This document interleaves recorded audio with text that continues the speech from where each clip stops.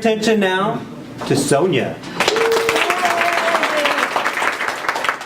So I rewrote this about 17 times, and the last time was at 5 a.m. yesterday, so I'm cheating with my my whole speech here. So here we go, jumping into trust with you guys. So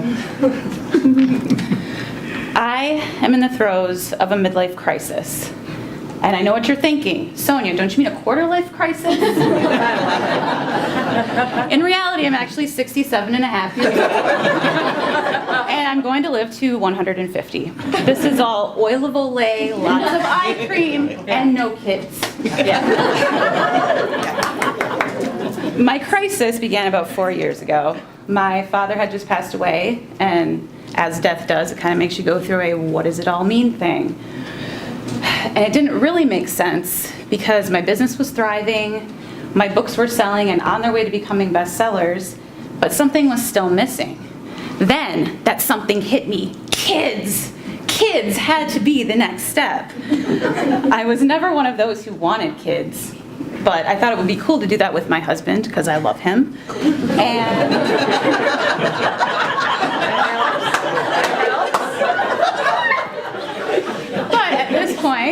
And my uterus was already considered geriatric.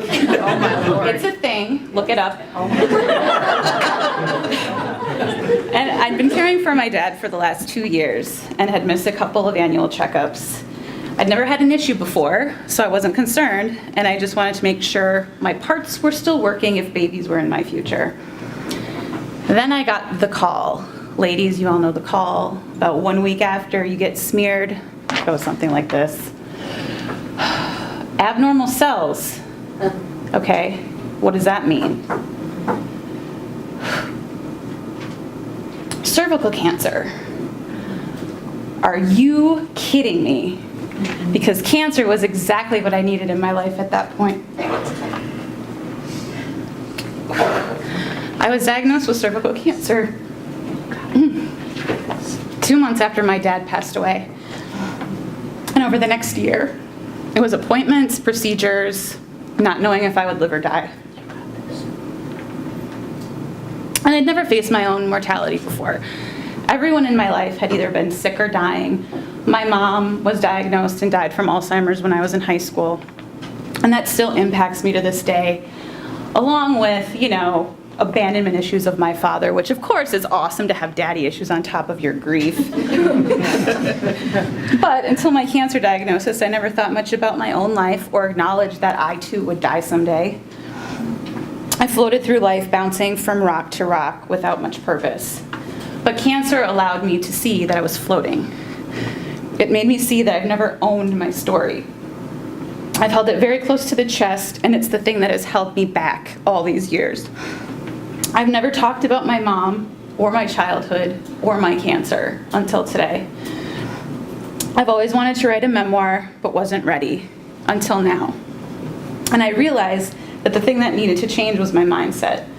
I spent more than 20 years thinking about what I've lost: my mother, my childhood, and now motherhood. To save my life, I had to have a hysterectomy. It was the only way to ensure the cancer wouldn't spread if it hadn't already. And I was lucky. The cancer was contained to my cervix and no further treatment was needed. As of November 18th, I've been cancer-free for 3 years.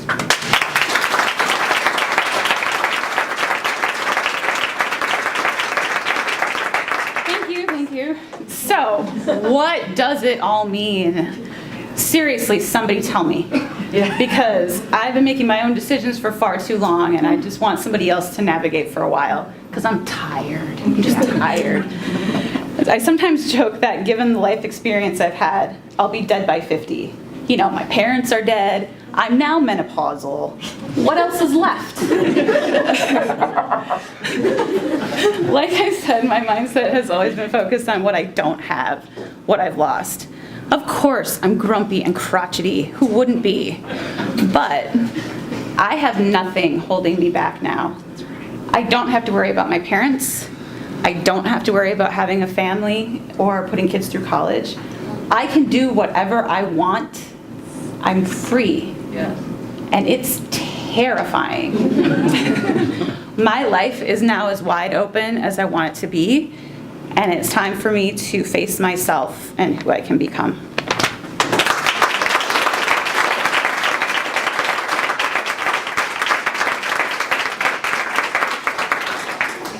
How am I supposed to grade that?